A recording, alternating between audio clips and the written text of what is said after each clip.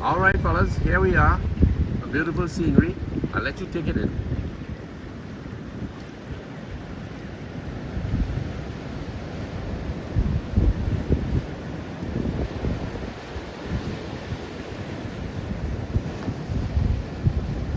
This is to the east of Grand Cayman. Beautiful beach.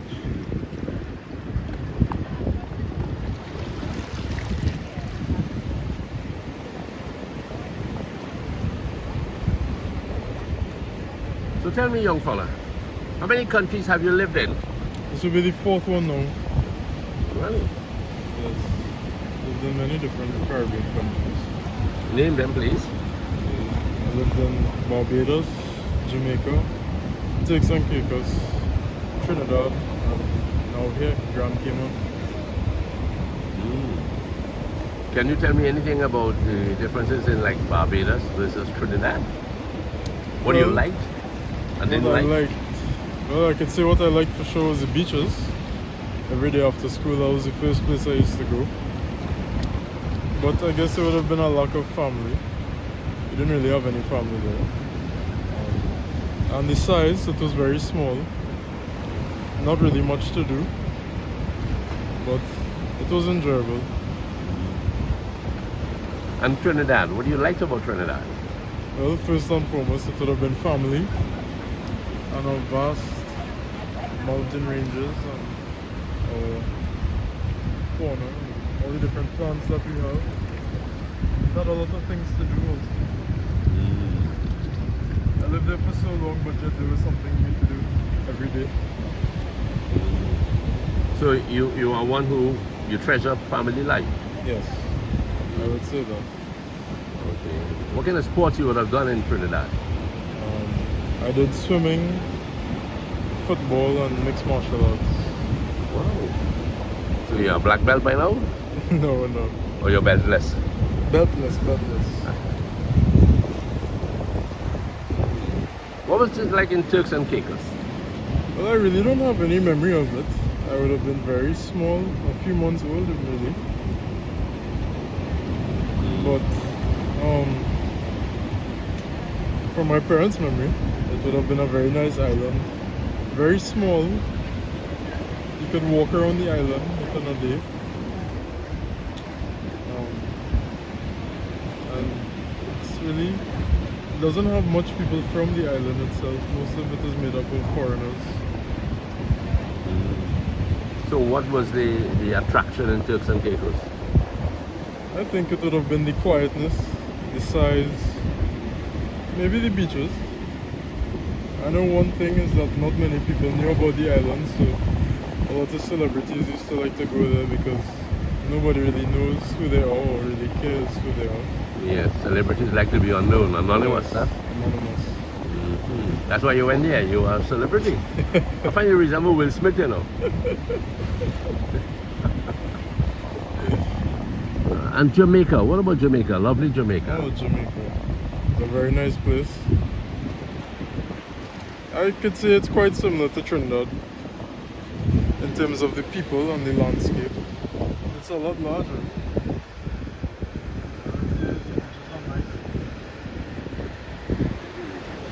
I could say it's like a slightly better Trinidad. I mean, nothing beats Trinidad though. Nothing beats Jamaica. What was it like in Kingston? Living in Kingston was interesting. We lived in a pretty safe area, but at that time, the crime would have been high due to the drug lord, Dudoscope, who was on the run. What was the fella's name again? Dudoscope. Ah, but they caught up with him, didn't They they? caught him, yes. But at the time we moved, he was at large, you know. Ah. So you would hear quite a bit of gunshots, but it wasn't really close to you. But as a child, I got used to it because there was nothing to be afraid of. And Montego Bay? Well, I never lived in Montego Bay. Never did? I wasn't born yet. Okay. Wasn't thought of it. Okay. You want after talk, right? After that, yes. So that covers Turks and Caicos, Barbados, Jamaica, Trinidad. Any other place? And now here, Grand Cayman. How do you like Grand Cayman? It's very nice. It's relaxing. life is very slow here. There's no rush. Expensive, don't it? Very expensive. I think you can't. When we first moved there, we used to like to convert the prices into TT, and we used to cry. You used to cry. We used to cry when you convert the prices. You think about the amount of TT you're spending on this, but after a while, you have to realize that it's not TT you're spending. You're not TT. What's the exchange? The exchange is times 8. Times 8, eh? Wow. Very high. So we will pay $8 for one Cayman, no? Yep. Well, that's kind of high, right? One CI. Right. So as a young man, having moved around these places, seeing other young people, what would you advise young men in terms of education, in terms of sport, in terms of a future, perhaps in marriage? Let's take sport first. Go for sport. I mean, the first and foremost thing is to remain focused. I mean, me myself, I've played sports, but I haven't taken it as seriously as probably some of my other peers and cousins. But the main thing is being focused. I mean, to enjoy it. You know, it's a very important thing. You not only partaking in the sport to win, but also to enjoy it. I mean, you'd want to have the mindset of winning too. The main thing is to enjoy it, because even if you lose, you still enjoy your race. You know that when you lose, that there's still areas to get better. No matter how good you think you are, there's always somebody that could surpass you, but you could use it as motivation to remember that you could always get better also. So what about education now? Education is a tough one. I've never really enjoyed school. I mean, I must say I do enjoy school, but academics are not always fun, you know. All the studying and having to remember these things, but you also have to remember that you have to use it for your daily life. I remember when I was younger, I used to tell the teacher, what's the point of math? Because I used to ask my dad for help for school, and he used to say he used to forget, but he really just wanted me to do it for myself. Well, that helped you, didn't it? It helped me learn. And eventually, as you get older and you handle your own money and you go to the shop to buy something, and then you have to calculate how much change to see if it's the right amount of change you get. That's when you really realize how useful it is. So now, tell me something about your future and about what you would think. I mean, you're pretty young to ask this question, but what would you think about marriage in the future? That's a tough one. Never really thought about it, but I guess me as a youngster, I don't really feel the need to get a girlfriend as most youngsters do. But I always told myself, if you find the person, if I find somebody that I really feel attracted to, then I might forget about not wanting to have a girlfriend. But I mean, I guess for everyone it's different. You know, they say don't date too young, but then you have people who would have dated from since they're in primary school and got married.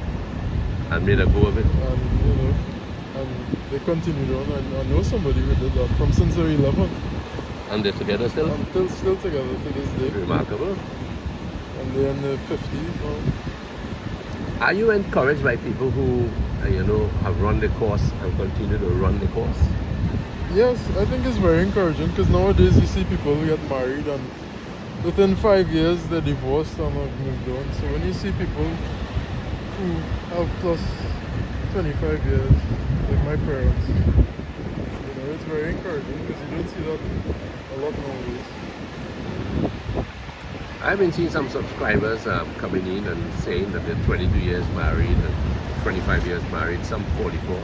And I take my hat off to these youngsters. I call them youngsters because we are pretty up in marriage years. But I am very encouraged when I see youngsters or young in marriage, and they're pressing on into marriage, Because marriage is more than just two people when children come along. when children come along, it's the responsibility is increased, Yes. you know. So that's wonderful. Yes. I guess now is a good time to take a dive. Yes, I think the water is absolutely divine. Maybe we should head back out there. Head out there and catch the sun as it goes down. Mhm.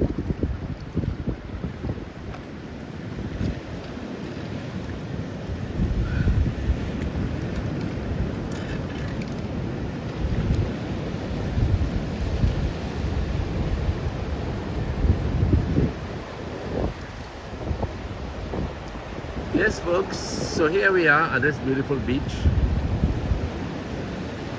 trying to give our Trini friends back home a little view. You see how those waves are just rushing in? That's like life, you know. These waves have come and they're rushing towards the shore. They're banging into the rocks. And life is like that. The rocks get eroded with time, but they're still standing and the waves are still coming in.